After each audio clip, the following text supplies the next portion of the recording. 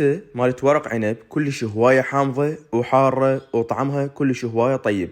عندنا أول شي هنا الورق العنب، هذا أنا مسويه، راح أنزل لكم الطريقة مالته جدا سهلة، وأهم شي يكون ذايب عندكم. بعد ما برد عندي بهالشكل هذا بديت أخليه بهالطاسة أو بهالكاسة أو بكيفكم أنت اللي يعجبكم، وأنت تخلونه خلوه ماكو أي مشكلة، أهم شي يكون صنع التقديم كلش حلو. وهسه هاي هنا الشيبس الحار كسرته بهالشكل هذا، صار كلش هواية مرتب.